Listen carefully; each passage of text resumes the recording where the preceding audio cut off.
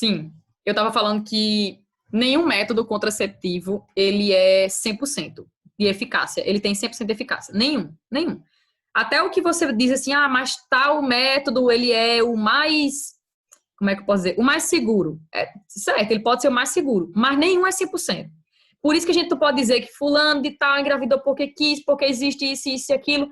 E se essa pessoa não teve educação, se essa pessoa não foi orientada a vida inteira? Se o parceiro que estava com ela forçou a situação ali. Enfim, você tem que pensar em N possibilidades. E não só na sua situação enquanto um ser privilegiado. Porque todo mundo que está aqui nessa aula agora é privilegiado. Todo mundo. Eu também me considero uma pessoa privilegiada, porque eu tenho tudo que eu necessito para viver. Graças a Deus. Eu tenho. Mas a gente vê muita vida como a gente é e não para analisar a vida do outro. Como aquela outra pessoa vive, como é que ela viveu, o que é que ela passou até chegar naquela situação. E como eu estava falando, nenhum método contraceptivo ele é 100%. Muitos são eficazes, né, no geral, mas nenhum é 100%. Então, pode ser que uma pessoa engravide, mesmo usando preservativo. Pode ser que uma pessoa engravide, mesmo tomando pílula anticoncepcional. Pode ser que uma pessoa engravide tomando a pílula do dia seguinte. Pode ser que uma pessoa engravide com um DIU lá, né, inserido na mulher. Pode ser que uma pessoa engravide... Tem uns métodos agora que é bem, bem interessante. Tipo, tem até uns adesivos que a pessoa coloca, que ele também serve como método contraceptivo. Pode ser que você engravide também com isso. Enfim, sabe? Não tem esse negócio, não. Tipo, é claro que a gente tem que tomar medidas para não engravidar. Principalmente se seu objetivo não for engravidar, né? Mas nenhum método é 100%. Nenhum. É por isso que muitas pessoas, tipo, adotam mais de um método contraceptivo para que aquilo ali seja reforçado, porque ela realmente não engravide. Enfim. Então, quando a gente diz, às vezes, que fulano engravidou porque quis, não é bem assim a conversa. A gente tem que procurar saber realmente a situação ali que vive aquela pessoa, a questão biológica dela, que pode ter feito com que ela tivesse aquele filho. Tem N coisas que podem acontecer. E, geralmente, isso só recai sobre a mulher, né? Tipo, não falam muito dos homens. Não falam muito. Porque não são eles que geram, que criam e não sei o que mais, né? Enfim, não vou nem prolongar, não. Porque senão a gente não sai daqui. O Felipe tá me dizendo uma coisa aqui. A vizinha está escutando a música religiosa em todas as alturas. Tá parecendo uma missa aqui. Ai, boa sorte, Felipe. Sua aula deve estar mara. Então, vamos lá. Eu perguntei o que é que vem ocasionando a diminuição na queda de natalidade no continente europeu. Uma das coisas seria a difusão dos métodos contraceptivos. A mulher ela tem muito mais acesso hoje em dia a diversos meios para prevenir a gravidez, verdade. O que mais? A inserção da mulher no mercado de trabalho é outro ponto. A mulher, quando entra no mercado de trabalho, ela passa a ter menos filhos e muitas até não querer filhos, a não querer ter filhos, certo? Passa a adiar a gravidez e por aí vai. Outra coisa que não está aqui, a maior escolaridade da mulher também é um dos fatores que fazem com que a mulher não tenha tantos filhos. Quanto mais a mulher estuda, mais ela ganha conhecimento, mais ela quer conhecimento, não sei o que lá. Ela tende a não ter tantos filhos ou até não querer ter filhos. É outra coisa. Outro fator, planejamento familiar. Planejamento familiar é tipo assim, é você realmente planejar. Eu só vou ter um filho durante minha vida. Vou ter só até do máximo 2 filhos. Só vou ter filho daqui a 5 anos. Só vou ter filho daqui a 10 anos. Minha internet caiu aí e voltou agora. Ah, tá. Não tem nada não. Quando esse pontinho aqui onde tem planejamento familiar, é quando você realmente planeja se você vai ter filhos ou não, quanto você vai ter, quando vai ter filhos, quantos filhos você vai ter e por aí vai. O que mais? Falta mais alguma coisa a falar? Sim, e outra coisa que o livro aponta que isso aqui realmente acontece. Uma das coisas que fazem com que as pessoas tenham menos filhos é o custo de se manter um filho, o custo de criar um filho. A gente sabe que filho gasta muito com educação, com saúde, com mobilidade, né? Transporte de vida e por aí vai. E tudo mais, tipo vestimenta, tudo. Um filho não é só uma coisa bonitinha. A gente romantiza muito essa questão de ter filhos. Romantiza. Tipo assim, eu quero ter um filho porque eu só vou me sentir bem se eu for mãe ou se eu for pai. Mas não é bem assim. O filho, ele precisa de muitas coisas para ele viver bem, né? Vocês, por exemplo, o pai, a mãe, o avó, o papagaio, o periquito, o cachorro, tá investindo na educação de vocês. Por quê? Por que eles investem na educação de vocês? Porque eles querem que vocês, no futuro, tenham uma vida pelo menos adequada, que vocês tenham o necessário para viver bem, tranquilos. Por isso que eles investem. Tipo, filho custa e custa muito. Não é pouco, não, custa muito, né? E quando as pessoas passam a entender o custo de ter um filho, elas passam a adiar a gravidez ou até a não querer ter filhos, também isso acontece. Custo. E outra coisa, aqui não fala, aqui só fala de custo, mas filho também custa money, né? Mas o filho custa muito tempo também, não custa só dinheiro não, custa seu tempo, muito tempo, aliás. E a gente sabe que custa mais o tempo das mulheres, muitas vezes, não é geral, mas custa mais o tempo das mulheres do que o tempo dos homens. Porque as mães são geralmente as pessoas que estão ali mais próximas do filho, desde a fase que ele é criança, adolescência, enfim. Geralmente a mãe ela tá ali mais colada a você, né? Do que os pais. Então, eu diria que custa muito tempo da mulher e custa também muito money, muito dinheiro, você custear a vida de um filho. Deu para entender direitinho? As causas, se eu perguntar na prova, o que é que vem ocasionando a diminuição da queda da natalidade no continente europeu? Vocês vão explicar isso aí, certo? Não só citar, quero que vocês explicar com as palavras de vocês. Vocês não vão só citar, não. Ah, tá acontecendo por causa que a mulher está se inserindo no mercado de trabalho, a mulher estuda mais, a mulher está adiando a gravidez por causa disso. Não é só isso, você tem que explicar. Tá, então já falei isso. Outro ponto do tema 2 é a expectativa de vida. Em todo o continente, a gente tem uma expectativa de vida alta. Se você vê, assim, a expectativa de vida do continente europeu é uma expectativa de vida alta. Em torno, acima de 75 anos, no continente. É claro que em alguns países vai ser maior ou menor do que 75 anos. Mas aqui é uma média do continente. E por que o continente europeu apresenta uma expectativa de vida considerada elevada? Isso tem a ver com o quê? O que é que provoca você ter um número médio de vida aí grande? Expectativa de vida seria o quê? Quantidade de anos que uma pessoa pode viver de acordo com as condições médico-hospitalares de vida daquele local. Então, o que é que faz com que você tenha uma expectativa de vida alta, elevada? Morar em um país desenvolvido, ter dinheiro para educar, ou ter renda. Eu diria a questão do rendimento financeiro. Rendimento financeiro. O que mais? Saúde. Ou seja, tem que ter hospitais estruturados com médicos para atender a população. Pesquisa científica na área também ajuda bastante no tratamento de doenças, na prevenção de doenças e por aí vai. A gente está tendo uma noçãozinha agora no mundo, nesse período de pandemia, do que seria um país que investe muito em saúde, não é isso? Acho que a gente está tendo noção do que seria um país que investe em saúde. Exemplo, o Brasil seria um exemplo desse caso, tipo um país que investe em saúde, no setor de saúde? Não, porque faltam muitos leitos. Não. Na verdade, né? Não só leito, falta médico, falta Se eu enfermeiro. não me engano, eu acho que foi ontem que passou até uma reportagem dizendo que toda a renda que tinha sido direcionada ao combate do coronavírus só tinha sido utilizada 29%. Foi, eu vi essa notícia também. Foi gasto menos de 30% da renda que seria destinada para o Covid, né? Para o tratamento da pandemia no Brasil. Menos de 30%. Aí eu me pergunto onde é que tá o resto. Onde é que está o resto? O resto Tá com as mãos do Estado. Tá nas mãos do Não Estado. é? Tá nas mãos do Estado. Agora, como o Estado vai utilizar esse dinheiro, aí ninguém sabe, né? Ainda. Ninguém sabe, mas tá nas mãos do Estado. Não sabemos se é em prol da gente ou deles mesmos.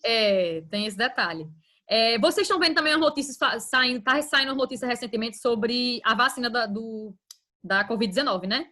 Tá vendo que os Estados Unidos, ontem saiu a notícia, não sei se foi ontem ou foi antes de ontem, saiu a notícia dizendo que os Estados Unidos comprou todos os testes, todas as vacinas que estão em testes, de 2 empresas, salvo engano. Ele comprou todas as vacinas que estão em fase de teste. Mas foi encaminhada uma para o Brasil para fazer teste, não foi? Foi a chinesa, e eu não sei se a de Oxford também já está aqui, mas eu vi que tinha umas que estavam em teste aqui. Mas Foi a de Oxford. esse período a Mas gente isso quer dizer que é porque aqui é o epicentro.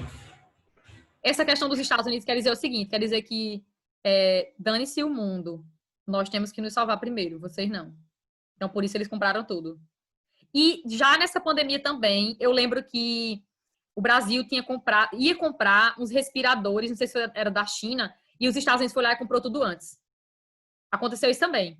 Já aconteceu isso também, nesse período. Para vocês verem que tudo é movido através de geopolítica, de interesse. Não, professora, o best Sem friend falar do também nosso que ele presidente comprou, não faria isso com o nosso presidente. Não, de sem jeito falar, sem falar também que ele comprou mais essas vacinas para depois ter um faturamento em cima delas. também Dentro tem do resto dos isso. países. Mas eles querem primeiro eles serem vacinados, né? O resto que se vire. Então nem aí também. Tem isso. Dá Detalhe, preferência à preferências são população eles. deles e o resto do mundo. Tem isso. Ainda bem que minha mãe nasceu nos Estados Unidos. Eu vou pra lá. Em relação à vacina, você dá para ter uma noção também, tipo, os países que mais vêm investindo em saúde no mundo. Tipo, quais são as vacinas que tá na fase praticamente de teste e fase final? Eu vi recentemente que a vacina que estava em fase de teste final já era chinesa. É a primeira do mundo. Ela está em fase de teste final já. Mas tem outras, mas a da China tá no top 1. Não sei em eficácia, mas eu vi que é uma das que estava já próximo de ser concluída. A etapa final. Para vocês verem que isso está incomodando muito os Estados Unidos. Não sei se vocês estão percebendo, mas está incomodando muito os Estados Unidos, porque é como se os chineses estivessem mostrando para o mundo que eles são a maior potência do mundo. Você ter a primeira vacina da Covid-19 é você dizer, olha, nós somos o número 1. Vocês não. Nós somos. Nós temos o poder, vocês não têm.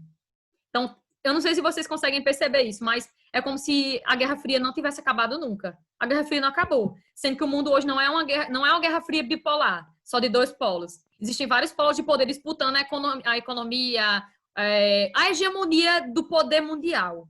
A hegemonia do poder. A hegemonia já é poder. É como se a gente não tivesse acabado a Guerra Fria. Oi? Não, é porque eu acho que depois da pandemia vai ter, né? Aqui vai ter mesmo verdadeira guerra fria entre Estados Unidos e China, eu acho mesmo. Por tudo isso. A gente não sabe o que vai acontecer no futuro, né? Porque nós não vamos estar nesse futuro aí daqui a 100 anos, 200 anos. Mas que geralmente o poder ele não fica só nas mãos de um país só para o resto da vida. A história mostra que o poder fica migrando assim de um polo para outro, de um local para o outro. Tipo, a Europa durante muito tempo foi o local ali das maiores economias do mundo. Não é que deixou de ser, mas tipo, o centro de poder do mundo hoje são os Estados Unidos. Mas eu diria que a China, daqui para 2050, talvez se torne aí a maior economia do mundo. A maior economia do mundo, a maior potência do mundo. E eles já estão tentando mostrar isso a partir desse momento atual. É isso que eu estou querendo dizer até agora. O poder muda, mas não quer dizer que vai mudar a lógica de cada país do nada, não. Então, vamos lá. Tá vendo uma expectativa de vida elevada no continente? Por quê? Por que isso acontece? Por que lá na Europa a gente encontra uma expectativa de vida elevada? Devido às condições sanitárias dos países, as condições de saúde dos países, a condição de vida das pessoas, a renda das pessoas, como vocês falaram também. Em alguns países, a gente vai ter mais pessoas idosas do que pessoas jovens. Isso é uma coisa negativa do ponto de vista da economia desses países, porque os jovens são maior, né, são maioria no trabalho, na produção de riqueza do país, desses países, dos países no geral, na verdade. Os jovens, eles trabalham mais, eles contribuem até para a aposentadoria das pessoas mais velhas. Isso é o caso da Itália, eu falei disso até. Eu até citei a Itália no quesito da pandemia. Lembra que a Itália foi um dos países europeus que, se eu não estou enganado, parece que foi o mais afetado. O mais afetado, foi o que teve o maior número de mortes, não foi? O maior número de mortes, 24 horas. Foi o que teve o maior número de mortes. Mas por quê? Porque a Itália é um dos países da Europa que possui uma população de idosos extremamente elevada. E a gente já viu até o momento atual que essa doença ela atinge mais um dos grupos de risco, é o grupo da terceira idade, dos idosos, né? E a Itália tem muitos idosos. É um país, os idosos chegam a atingir pelo menos 22% do número de pessoas do país. Então tem muita coisa. É um país com muito idoso. Tem uma expectativa de vida alta. Tem uma expectativa de vida alta, com certeza. Mas aí chegou um momento na Itália, nesse período agora, que eles tiveram que escolher. Tipo, a gente vai deixar viver quem? Um idoso ou uma pessoa jovem? Tiveram que escolher, porque, tipo... Aquela pessoa saudável que ainda tem muito tempo de vida, comparada a um idoso que já viveu o suficiente e provavelmente vai morrer daqui a 2, 3 anos, exatamente. Mas a gente fala disso com naturalidade, mas, tipo, eu me sinto muito mal. Se eu tivesse pensando, nessa como é que a situação, família dessas pessoas estão... Isso. Se fosse o avô ou a avó de vocês, a mãe ou o pai de vocês, diga aí, como é que você ia se sentir? O médico escolheu tirar a vida do seu pai e da sua mãe porque eles são velhos, são idosos e não vão viver. E o pior é que normalmente o idoso tá ali por causa do jovem que desobedeceu à quarentena. Tem esse detalhe também, exatamente. Muitos jovens que são assintomáticos, né, que não sentem os sintomas, ficam andando livremente nas ruas, vai para todo canto, pegando nas coisas, passando aí para os idosos, contribuindo ainda mais para o número de mortes. Mas enfim. Os erros de uma pessoa afetando as outras.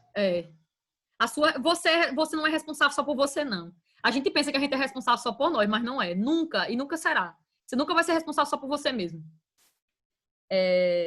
Então, pronto. Alguns países apresentam uma taxa de idosos bastante elevada, como o caso da Itália, da Grécia, da Alemanha, onde a porcentagem de idosos chega a ser mais de 20% da nação.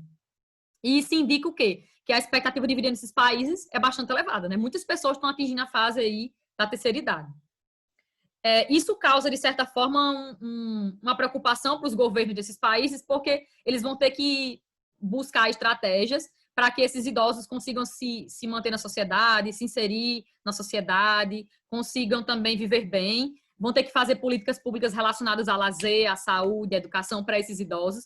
E muitos países também apresentam aí mudanças na reforma mudanças na reforma. Muitos países fazem reforma na Previdência, no setor de aposentadoria, para que, como muitas pessoas estão atingindo a fase aí de 70 e poucos anos e tudo mais, eles querem reduzir a quantidade de pessoas que são aposentadas. Aí eles promovem, né, mudanças na Previdência para tentar fazer com que as pessoas se aposentem cada vez mais tarde, porque as pessoas estão vivendo muito.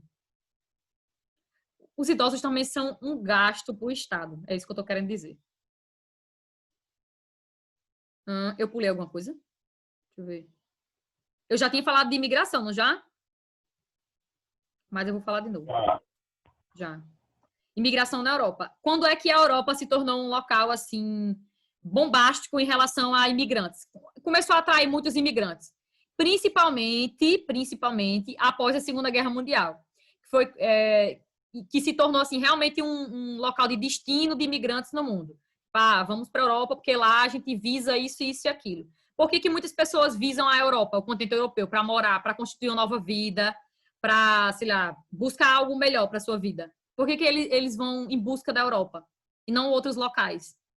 O que é que tem na Europa? O que as pessoas visam na Europa? O que é que tem lá que atrai essas pessoas para ir morar lá, para ir para lá? Se eu perguntar na prova, o que é que desperta interesse nos imigrantes no continente europeu? O que é que desperta o interesse deles? O que é que tem no continente europeu que causa esse interesse? Mais oportunidades de trabalho, melhor qualidade de vida. Melhor qualidade de vida. Melhor qualidade de vida se refere a quê? Qualidade de vida. Acesso a serviços de saúde, educação, tudo é melhor. Segurança. Exatamente. Melhor oportunidade de trabalho, já falou, melhores salários, enfim, melhor condição de vida, no geral. Mas expliquem na prova. Se eu perguntar, vocês vão explicar. Não vão dizer assim de forma direta, não. Fluxos migratórios atuais. Aí aqui tem uma perspectiva de uma instituição chamada OIM, Organização Internacional para as Migrações. Diz o seguinte, segundo essa organização, ela investigou no ano 2015. Quase um terço dos migrantes internacionais, de pessoas que estavam migrando em 2015, viviam na Europa, quase um terço. Considerados os fluxos entre países europeus, considerando os fluxos de países europeus. A população de imigrantes não europeus no continente era superior a 35 milhões no mesmo ano.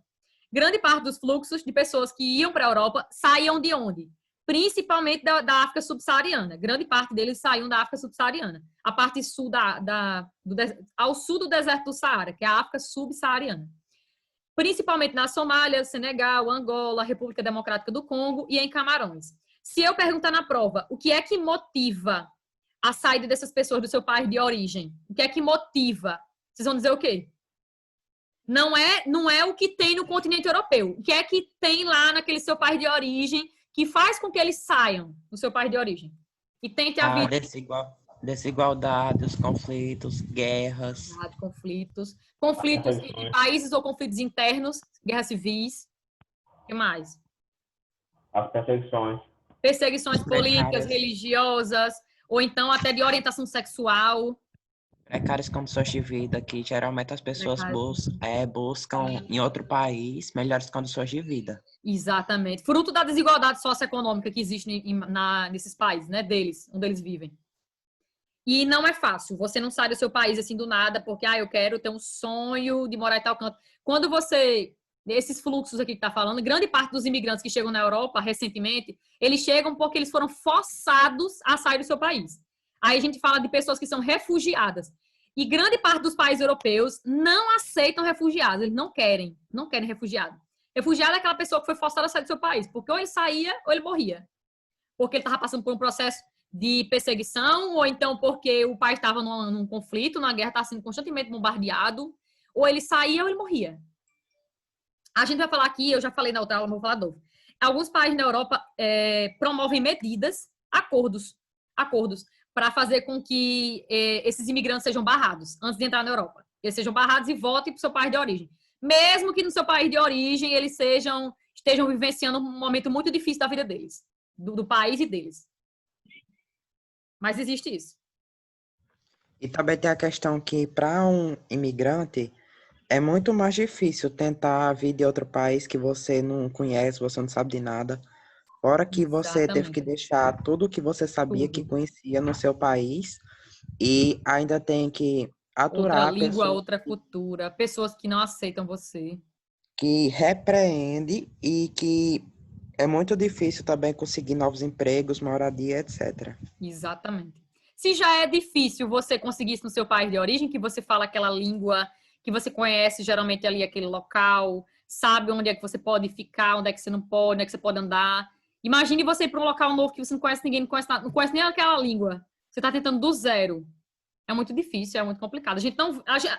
Como eu sempre digo, a gente analisa o mundo conforme nossos privilégios. A gente não analisa conforme o que as pessoas passam, muitas vezes.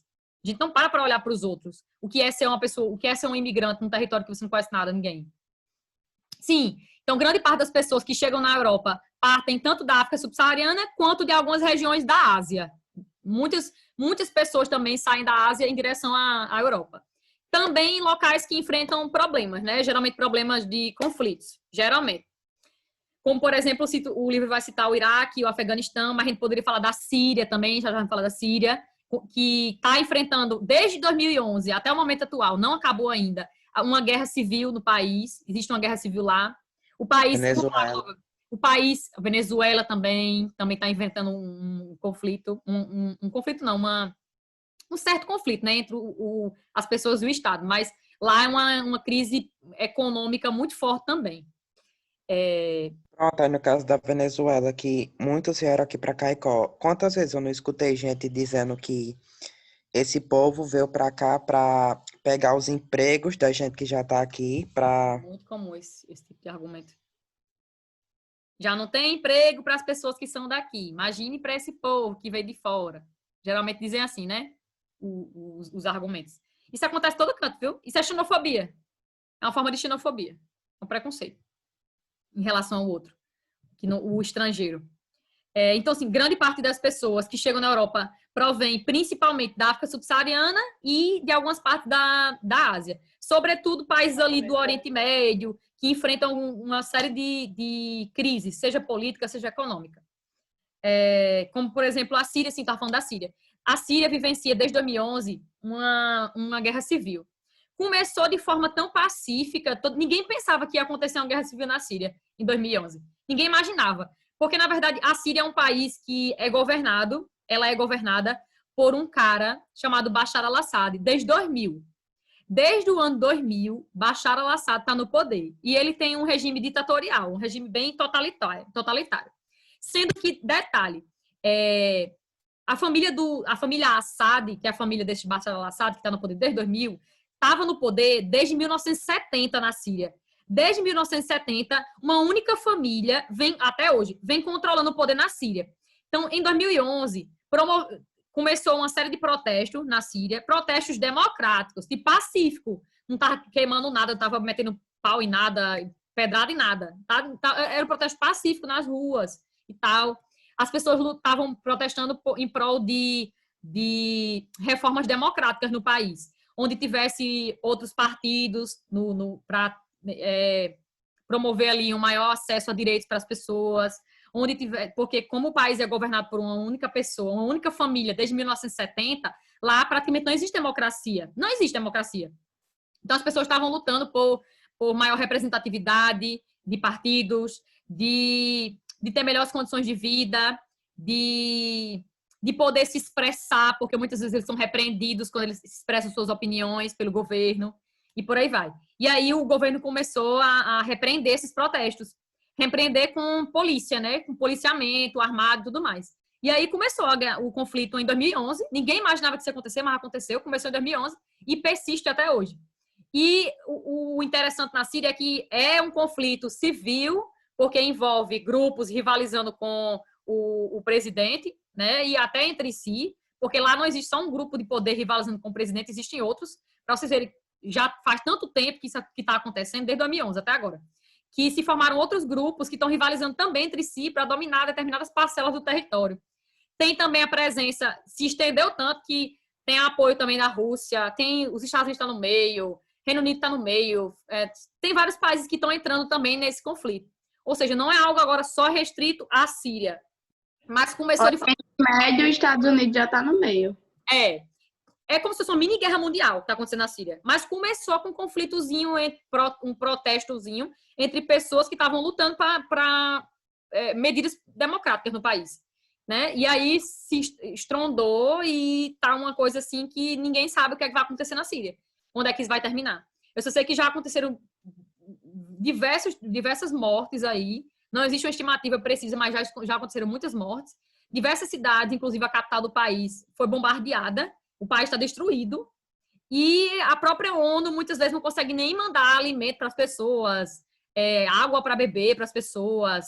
Muitos sírios tentam a travessia pelo mar Mediterrâneo para chegar à Europa, porque eles saem dali ou eles vão morrer, né? Então é uma das áreas também que está sofrendo muito atualmente, é a Síria. Causas da imigração, vocês já falaram as causas da imigração, algumas, não foi? A gente está falando de crise econômica. As pessoas também podem brigar porque seu país está vivenciando uma crise econômica. Como, por exemplo, o caso da Venezuela, né? Que alguém falou aí. Está vivenciando uma grave crise econômica lá.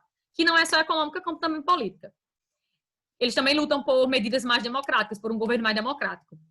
Dizem que lá na Venezuela precisa de 9 salários mínimos para comprar uma chupeta de bebê.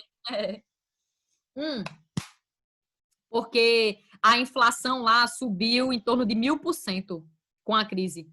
O que seria essa inflação? É o aumento generalizado dos preços de tudo que você compra. Imagine que um quilo de frango é quanto? Eu não como carne. Deve R$8. 8? Pronto. Imagine que o quilo do frango aumentou A 1000%. coxa. A Coxa coxa? sobre coxa. Pronto. 1 quilo disso aí aumentou 1000%. O valor aumentou em 1000%. Os impostos em cima do produto. Sim. E aí, você vai ter condições de se manter num país desse? Tudo que você compra aumentou exorbitantemente. Tipo, o meu salário lá, talvez dê para comprar 1 quilo de carne, olha lá. Ou não chega nem a 1 quilo de carne. Então, o que é que... Dá 1 quilo de carne, professora. O que é que você Carne é faz? caro. O que é que você faz num país desse? Que você não tem condições de viver. Você vai ter que migrar, né? Ou você migra, ou você morre de fome. Ou todo mundo vai morrer de fome na sua família. É tanto que eu vi até uma reportagem um tempo desse que dizia assim, uma venezuelana tinha chegado do Brasil e estava fazendo uma faxina. Ela ganhou R$50 para fazer essa faxina. Estava muito feliz. Ela dizia assim, com esse dinheiro aqui eu consigo comprar isso, isso e isso e aquilo no meu país. Tipo, é muito dinheiro para ela, sabe, lá? Porque a moeda dele está desvalorizada também. Tem esse detalhe. Está desvalorizada. Professora. Oi. Ai, tipo assim... esqueci o que eu ia falar. Acontece. Mas era uma coisa importante. Não, esqueci. Depois você lembra. Então, motivos que levam as pessoas... Se eu perguntar quais são os motivos que fazem com que as pessoas saiam do seu país de origem e tentem a vida no continente europeu. Isso não acontece só com a Europa, mas, enfim, a gente está estudando na Europa. O que é que faz com que essas pessoas saiam? Vocês vão citar as coisas e vão explicar. Não só citar, mas explicar. Eu também lembrei que tem a questão da industrialização também, né? Porque em muitos casos as máquinas estão tomando os empregos das pessoas. Acho que isso Isso. é importante também. Causa um tipo de desemprego chamado desemprego estrutural, provocado Sim, pela professora, lembrei. indústria. Pior é que o presidente da Venezuela, o ditador lá, ele se diz comunista, socialista. É, ele mancha o comunismo. Mas, enfim. Porque o comunismo não é isso. Primeiro que no sistema socioeconômico chamado comunismo, não existe governo. No comunismo, como ele foi escrito para ser feito, não existe governo. As pessoas se autogovernam. Então, não tem como você dizer, tal país é comunista. Então, quer dizer que não existe Estado lá? Tipo, não, eu acho que foi minha internet. Parou de tudo aqui. Vocês estão me escutando? Eu tô. Agora sim. Foi minha internet agora. Tá dando pano aqui. Mas voltou. Ainda bem. Ok, eu tô. Pronto, vamos lá. Eduarda. E tem um povo que tá saindo e entrando direto. Não sei se é a minha internet ou a internet do povo. Tá falando o quê, hein? Falei tudo, será que tava falando? A Eu Mariana que tá tava falando da falando questão sobre política. Venezuela. Sim, tá bom. Tchan, tchan, tchan, tchan, tchan. Felipe tá entrando de novo. Sim, aí eu falei até assim, que alguns países na Europa, eles tentam promover algumas medidas restritivas. Restritiva por quê? Porque para evitar que pessoas vindas de países da África ou da Ásia entrem no continente europeu. Mariana tá querendo atrapalhar minha aula.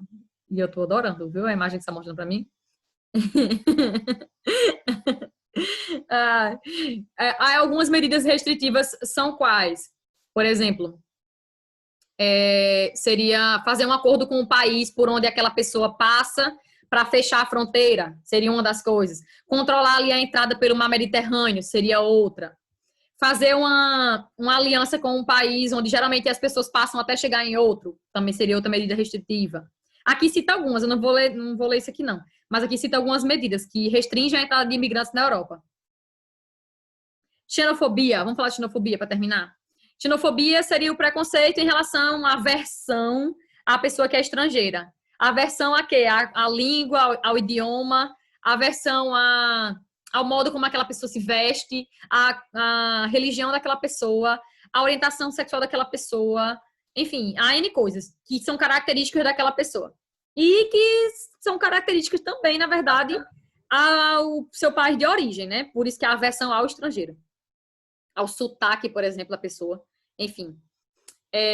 Isso tem aumentado muito na Europa com a entrada significativa de imigrantes e está aumentando por quê? O que é que os europeus eles acusam desses imigrantes? Eles acusam nos imigrantes. Muitos dizem, já foi falado na outra aula isso, muitos acusam o argumento de que os imigrantes ocupam postos de trabalho que poderiam ser dos europeus, né? Muitos ocupam um posto de trabalho que deveria ser dos europeus, mas que está sendo ocupado por imigrante. Muitos dizem que eles ocasionam um peso para o Estado, porque o Estado vai ter que gastar mais com saúde, educação, segurança, saneamento básico, enfim, N coisas. Dizem isso, mas que, na verdade, geralmente não é assim que isso acontece, porque quando a pessoa entra lá, ela também passa a pagar o imposto, o imposto daquilo que ela compra, daquilo que ela tá comprando, enfim.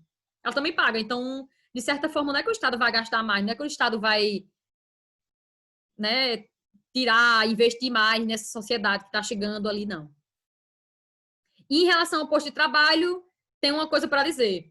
Geralmente, o posto de trabalho que essas pessoas ocupam são postos de trabalho de pouca escolarização, de baixa escolarização, que muitas vezes o europeu nem quer. E eles dizem que os imigrantes estão tomando os postos de trabalho deles. E sem contar, eu nem falei para vocês, mas que está até na outra página, existe muita migração também de uma região para outra na Europa. Não, eles não recebem só pessoas da África e da Ásia, não. Recebem também muitas pessoas da Europa mesmo. Tipo, o leste da Europa para o oeste da Europa, que é mais desenvolvido. Também acontece isso. Em busca de melhores condições de vida. Em alguns países, como Hungria, Itália e França, uma das consequências da xenofobia foi o crescimento de partidos de extrema-direita. Vocês sabem o que é extrema-direita? Partido de extrema-direita. E direita são partidos capitalistas, que visam... Vou tentar explicar de forma bem simples. que visam atender os interesses das empresas, de algumas indústrias, de pessoas mais ricas. Partidos de direita, de extrema direita, são partidos que visam atender os interesses de pessoas mais ricas na população. E partidos de esquerda, geralmente, são partidos ligados a causas sociais. São partidos que visam atender os anseios da sociedade. É claro que nem todos os partidos de esquerda são assim, e nem todos os partidos de direita são assim. Eu não vou generalizar também, né? A aula está sendo gravada, mas enfim. Nem todos são assim, mas geralmente segue essa perspectiva. Esquerda está ligada a ideais sociológicos não.